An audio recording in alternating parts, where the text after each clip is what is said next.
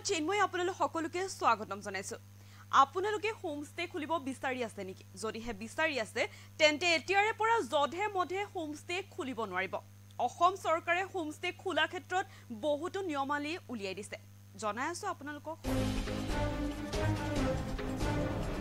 Homestay ক্ষেত্ৰত কঠোৰ হ'ব অসম চৰকাৰ।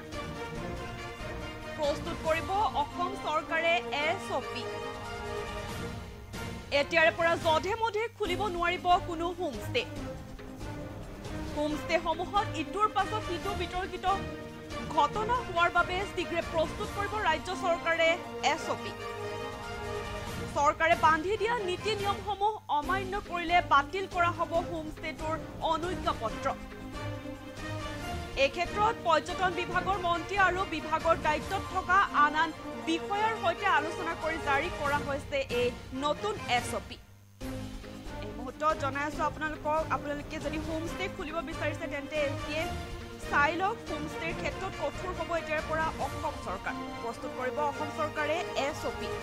এতিয়াৰ পৰা জধে মধে খুলিব নোৱাৰিব কোনো হোমষ্টে। হোমষ্টেসমূহত ইটোৰ পাছত সিটো বিতৰ্কিত ঘটনা হোৱাৰ বাবে শীঘ্ৰে প্ৰস্তুত কৰিব ৰাজ্য চৰকাৰে SOP। চৰকাৰে বান্ধি দিয়া নীতি নিয়মসমূহ অমান্য কৰিলে বাতিল কৰা হ'ব আপোনাৰ হোমষ্টেটোৰ অনুজ্ঞাপত্ৰ।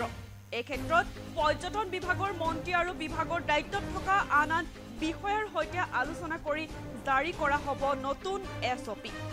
এতিয়াৰে দৰে ঘৰৰ সন্মুখত মন গ'লেই খুলিব নোৱাৰিব আপুনি হোমষ্টে। হোমষ্টে খুলিবলৈ হ'লে থাকিব লাগিব সকলো ব্যৱস্থা।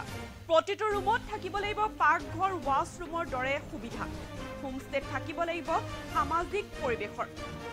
অসম পৰ্যটকৰ সংখ্যা যাতে হ্ৰাস নহয় তাৰ প্ৰতি লক্ষ্য ৰাখি এই SOP প্ৰস্তুত কৰিছে অসম চৰকাৰৰ পৰ্যটন বিভাগে। অকল SOP প্ৰস্তুত কৰাই নহয়, সময়ে সময়ে বিষয়াই কৰিব ছাডেন ভিজিট। এই মুহূৰ্তত জনাই আছো আপোনালোকক এতিয়াৰ পৰা মন গ'লে আপুনি খুলিব নোৱাৰিব কোনো হোমষ্টে। হোমষ্টে খুলিবলৈ হ'লে থাকিব লাগিব সকলো ব্যৱস্থা। প্ৰতিটো ৰুমতে থাকিব লাগিব পাকঘৰ বাথৰুমৰ দৰে সুবিধা। হোমষ্টেত থাকিব লাগিব সামাজিক পৰিৱেশৰ।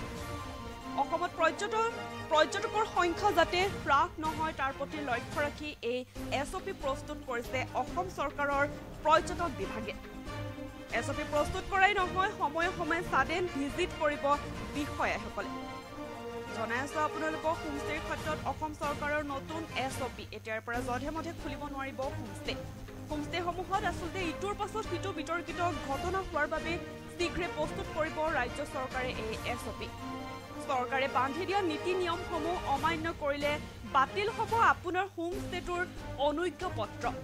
এই ক্ষেত্ৰত পৰ্যটন বিভাগৰ মন্ত্ৰী আৰু বিভাগৰ দায়িত্বত থকা আন আন বিষয়াৰ সৈতে আলোচনা কৰি জাৰি কৰা হৈছে হ'ব নতুন SOP। জনাই আছো আপোনালোকক এতিয়াৰ পৰা ঘৰৰ সন্মুখত কোনো মন গ'লে হোমষ্টে জধে মধে খুলিব নোৱাৰিব। আচলতে প্ৰতিটো হোমষ্টেত থাকিব লাগিব সামাজিক পৰিৱেশ। সামাজিক পৰিৱেশ থাকিব লাগিব হোমষ্টে এটাত। প্ৰতিটো ৰুমতে থাকিব লাগিব পাকঘৰ ৱাছৰুমৰ দৰে সুবিধা। অসমত পৰ্যটকৰ সংখ্যা যাতে হ্ৰাস নহয় তাৰ প্ৰতি লক্ষ্য ৰাখি এই SOP প্ৰস্তুত কৰিছে অসম চৰকাৰৰ পৰ্যটন বিভাগে। অকল SOP প্ৰস্তুত কৰাই নহয়, সময়ে সময়ে ভিজিট কৰিব বিষয়াসকলে, ছাডেন ভিজিট কৰিব। জনাইছো আপোনালোকক এক ডাঙৰ খবৰ প্ৰস্তুত কৰিবলৈ কৰিছে অসম চৰকাৰে SOP। হোমষ্টেৰ ক্ষেত্ৰত SOP প্ৰস্তুত কৰিব অসম চৰকাৰে। এতিয়াৰ পৰা জধে মধে খুলিব নোৱাৰিব কোনো হোমষ্টে। হোমষ্টেসমূহত ইটোৰ পাছত সিটো বিতৰ্কিত ঘটনা হোৱাৰ বাবে আচলতে শীঘ্ৰে প্ৰস্তুত কৰিব ৰাজ্য চৰকাৰে এই SOP। চৰকাৰে বান্ধি দিয়া নীতি নিয়মসমূহ অমান্য কৰিলে বাতিল কৰা হ'ব আপোনাৰ হোমষ্টেটোৰ অনুজ্ঞাপত্ৰ। এই ক্ষেত্ৰত পৰ্যটন বিভাগৰ মন্ত্ৰী আৰু বিভাগৰ দায়িত্বত থকা আন আন বিষয়াৰ সৈতে আলোচনা কৰি জাৰি কৰা হ'ব নতুন SOP। এতিয়াৰ দৰে ঘৰৰ সন্মুখত মন গ'লেই খুলিব নোৱাৰিব কোনো হোমষ্টে। হোমষ্টে খুলিবলৈ হ'লে থাকিব লাগিব সকলো ব্যৱস্থা।